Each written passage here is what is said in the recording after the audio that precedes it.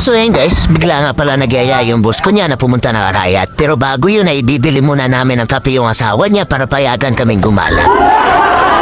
Natapos namin makabili ng kape at may bigay sa kanya ay tumuloy na din kami. Dito ay nasa bandang Santa Ana na kami niyan. Dito na nga lang kami dumaan dahil malayo pa kung babalik pa kami doon sa regular namin na dinadaanan. Nasa bandang Arayat na nga kami niyan. Dito nga lang kami tumagal dahil sira-sira yung daan. Iniisip ko nga pag ako talaga yung naging mayor dito ay ipapatiles ko talaga to para hindi na mahihirapan yung mga dumadaan.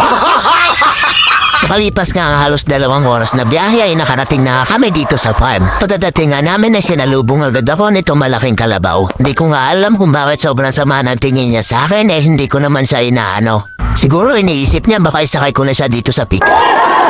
Ilang linggo na nga rin pala kami hindi nakakapunta dito dahil sa sunod-sunod na ulan at naging busy na rin sa bahay. Kaya nga pala kami pumunta dito dahil sisilipin namin yung mga tinanim namin na sampalok kung malalaki na ba. Pero dahil maputik daw sa baba kaya hindi na kami pumunta. At dahil na matagal na rin kami hindi nakakapag-swimming kaya sobrang kapala ng lumot dito sa swimming pool. Sobrang lamig nga pala ng tubig niyan guys at tuloy-tuloy lang din siya kahit summer na. Chinek ko na din pala ito mga goldfish na nilagay namin dito sa fish pan. So yun, lumaki naman sila kaso nga lang parang kumonte. Sabi nung caretaker ay baka daw naanod sa baha dahil pag lumalakas yung ulan ay lumalakas din yung agos ng tubig. Dito naman ay binababa ko na yung mga halaman na dala namin galing sa bahay. Itatanim ko na nga din sana yan kaso nga lang nagmamadali kaming umuwi kaya sa susunod na lang na balik namin dito. Pero bago kami umuwi, napitas muna ako nitong mga tanim kong sili dahil sobrang dami na ng bunga. Nasisira na nga lang yung bunga niya dahil walang pumipitas na sili dito. Pauwi na nga kami niyan, umikot lang kami dito sa may dam. Marami nga din pala namamasyal dito sa may dam lalo na tuwing hapon. So yung pauwi na nga kami niyan pero dahil alas 12 na din at gutom na din kami kaya naghanap muna kami ng makakainan. At nakita nga namin itong kainan dito sa may tabing daan.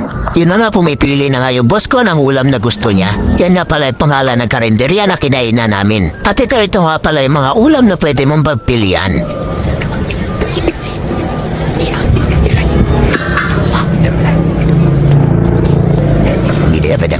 Yung in-order nga namin ay isang kaldereta, menudo at sisig. So ayun, kakain na muna kami kaya hanggang dito na lang ulit. Babu!